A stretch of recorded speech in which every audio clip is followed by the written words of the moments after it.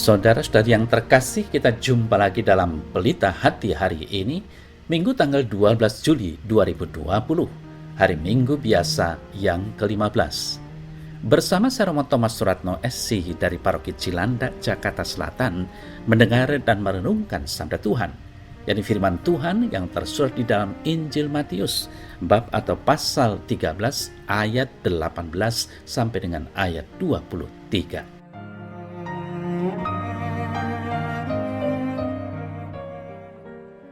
Setelah Yesus mengajar perumpamaan tentang penabur, kemudian dia menjelaskan dengan berkata, "Dengarlah arti perumpamaan penabur itu.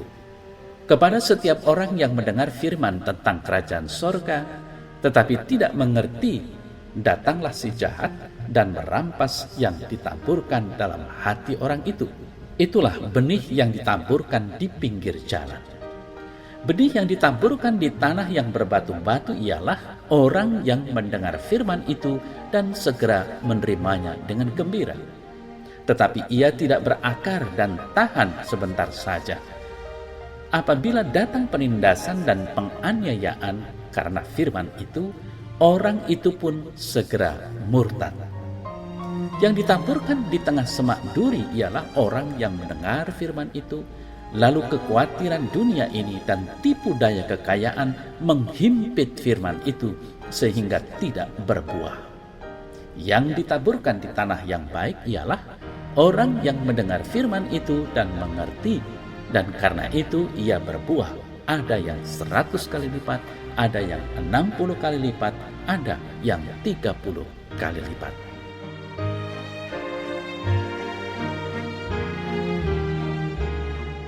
Saudara-saudari yang terkasih, menabur benih adalah proses awal dari bercocok tanam. Berbeda dengan yang mungkin kita ketahui, penabur dalam warta kitab suci ini tidak mempersiapkan tanahnya terlebih dulu sebelum ditaburi atau ditebari benih. Tanah tempat benih ditaburkan pun tampaknya begitu terbuka sehingga orang bisa saja lalu lalang di situ.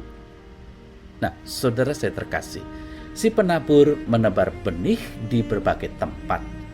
Ia seolah memberi kesempatan seluas-luasnya pada setiap jenis tanah untuk menerima benih. Si penabur tahu tiap benih punya potensi untuk bertumbuh dan tiap jenis tanah punya potensi untuk menumbuhkan benih. Ini terbukti. Setiap tanah menumbuhkan benih sesuai potensi masing-masing. Maka hasilnya sesuai dengan jenis tanah tempat jatuhnya benih itu. Begitu pula, saudara saya terkasih, Tuhan memberi kesempatan kepada setiap orang untuk mendengar firman-Nya. Namun, bagaimana firman itu tumbuh dan menghasilkan buah tergantung pada diri setiap orang yang menerimanya. Hanya mendengar saja bukan merupakan jaminan bahwa orang akan memahaminya. Harus dipertanyakan apakah orang itu menerimanya dengan antusias ataukah masuk dari telinga kiri dan keluar dari telinga kanan. Karena ada yang melupakan firman setelah mendengarnya, ada juga yang langsung menolaknya. Ada juga orang yang melupakan firman saat mengalami penindasan karena firman. Padahal firman bisa menjadi kekuatan. Ada pula yang tidak bertahan dalam firman ketika khawatir karena menghadapi fakta di depan mata. Maka, saudara saya terkasih, apakah firman dapat bertumbuh dan menghasilkan buah dalam kehidupan kita? Memang tergantung pada kebulatan hati kita untuk tidak membiarkan apapun menghalangi pertumbuhan firman dalam hidup kita.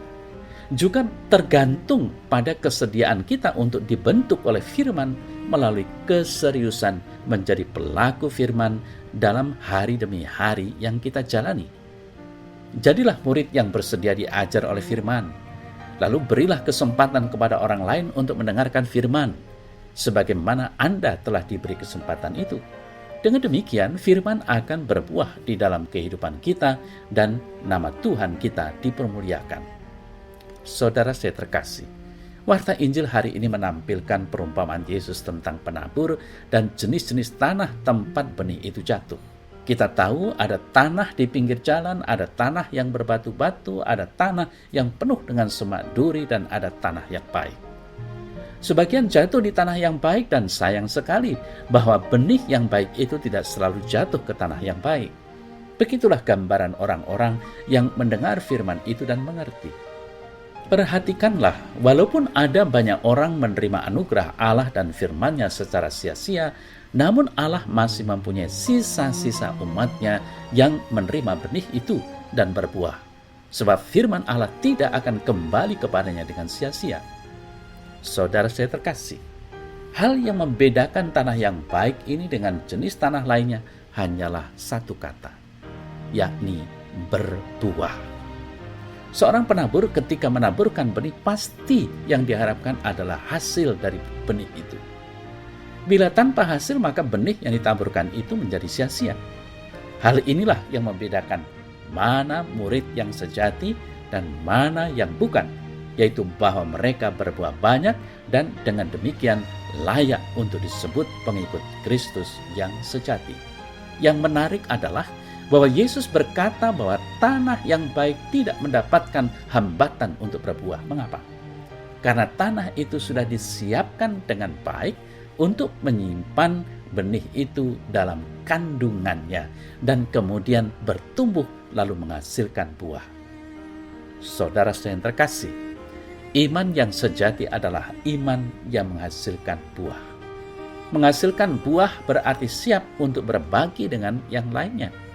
Karena tidak mungkin buah itu hanya ada untuk dirinya sendiri.